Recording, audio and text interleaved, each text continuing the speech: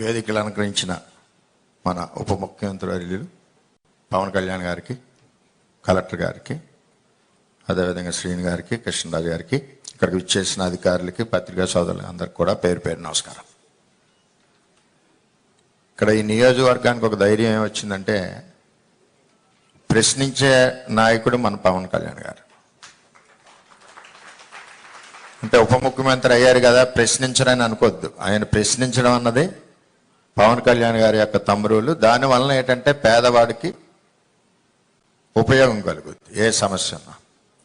మరి రాష్ట్రంలో ఓటు చేయకూడదని ఒక పిలుపుతో ఈ రాష్ట్ర భవిష్యత్తునే మార్చిన నాయకులు పవన్ కళ్యాణ్ గారు, చంద్రబాబు నాయుడు గారు. మరి ఈరోజు రాష్ట్ర పరిస్థితి, ఆర్థిక పరిస్థితి మనం చూస్తూ ఉన్నాం. మొన్నే రివ్యూ చేస్తే రూరల్ డెవలప్మెంట్లో 2000 కోట్లకి సమాధానం లేదు మన కళ్యాణ్ గారు రివ్యూ చేసినప్పుడు. అంత దారుణమైన పరిస్థితుల్లో రాష్ట్రం ఉంది. ఇప్పుడు ఈ రాష్ట్రాన్ని ముందుకు నడిపించాలని ఒక బాధ్యతతో మరి కళ్యాణ్ గారు, చంద్రబాబు నాయుడు గారు పనిచేస్తూ ఉన్నారు.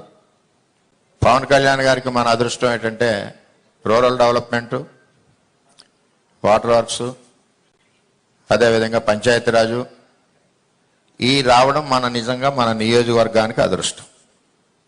అలాగే కళ్యాణ్ గారు ఎలక్షన్లో బాగా దగ్గరగా చూశారు మత్స్యకార గ్రామాలు.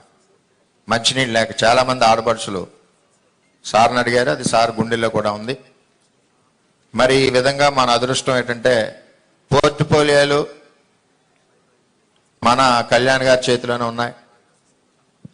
గ్రామాలు డ్రైన్లు కానీ, రోడ్లు కానీ ఆశతో చూస్తూ ఉన్నాయి. ముఖ్యంగా ఆడపడుచులందరూ ఆశతో చూస్తూ ఉన్నారు. వీటన్నిటి మీద మనకి చాలా మేలు జరుగుద్దని ఒక ఆలోచనతో ఉన్నాం. అదేవిధంగా పెన్షన్లు ఇదివరకు ప్రభుత్వం 4 నెలలకో సంవత్సరానికో 200 రూపాయలు పెంచినా అది ఉపయోగకరంగా లేకపోవడం. మరి ఒకేసారి నిర్ణయం తీసుకున్నారు, 3వ సంతకంగా 1000 రూపాయలు కూడా ఒకేసారి ఆర్థిక ఇబ్బందుల్లో పెంచడం అంటే పేదవాడి మీద ఎంత అభిమానం ఉందన్నది మనం తెలుసుకోవాలి. ఇందాక కలెక్టర్ గారు చెప్పినట్టు జాయింట్ ప్రాపర్టీస్ మీద చాలా మందికి పెన్షన్లు రావట్లేదు. రెండవది, భర్త డైవర్స్ ఇవ్వకుండా కనపడకుండా పోయిన వాళ్ళు చాలామంది నియోజకవర్గంలో ఒక 100 మంది పైన ఉన్నారు నా దృష్టిలో. వాటి మీద కూడా ఒక నిర్ణయం తీసుకోవాల్సిన బాధ్యత ఉంది. ఎంచేతంటే భర్త రావట్లేదు, సర్టిఫికెట్ ఇవ్వడం కుదరట్లేదు, ఒంటరి మహిళలు ఇదివరకు ప్రాక్టీస్ ఉంది కాబట్టి దాన్ని కూడా మన డిప్యూటీ సీఎం గారిని దృష్టిలో పెట్టుకోవాల్సిందిగా కోరుతా ఉన్నాం. అన్నిటికంటే దారుణం ఈ 5 సంవత్సరాల్లో జరిగింది ఏంటంటే కరెంటు బిల్లు 30వ తారీఖు నాడు తీసుకోవాలి స్లాబ్ ఉన్నప్పుడు. ఆ కరెంటు బిల్ని ఫస్ట్ వీక్ 10వ తారీఖు తీసుకోవడం వల్ల స్లాబ్ లెవెల్ దాటిందని చెప్పి చాలా మందికి పెన్షన్లు కూడా తీసేయడం జరిగింది. ఆ కరెంట్ బిల్స్ కూడా మన గౌరవ కలెక్టర్ గారు 1వ తారీఖు ముందు తీసుకోవడం వలన ఎలిజిబిలిటీ మిస్ అవ్వకుండా ఉంటున్నారు.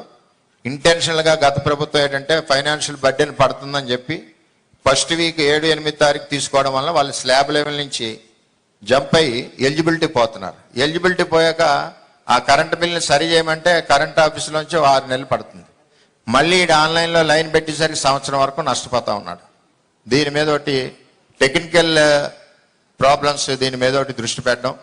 అదేవిధంగా అసెస్మెంట్లు, ఇల్లు అసెస్మెంట్లు విపరీతంగా టీపీఓకి ఇష్టం వచ్చినట్టు వేసుకుని వెళ్తున్నారు తప్పితే ఒక తంబ్ రూల్ లేదు. ఇంత స్క్వేర్ ఫీట్కి వేయాలి, ఇంత ఏజ్ హౌస్ ఉంటే వేయాలని చెప్పి ఆలోచన అన్నది లోపించింది 5 సంవత్సరాల్లో కూడా. అలా కూడా పెన్షన్లు నష్టపోతున్నారు. అలాగే సదరన్ క్యాంప్ ఒకటి మరి ఇక్కడ లోకల్గా పెట్టాలి, సదరన్ క్యాంప్ కూడా లేక ఇబ్బందికర పరిస్థితుల్లో పెడుతున్నారు ఫిజికల్ హ్యాండిక్యాప్స్ అని చేత ఇవన్నీ కార్యక్రమాలు ఉన్నాయి కాబట్టి మరి ఎంతో ఆశతో నియోజకవర్గం ఉంది.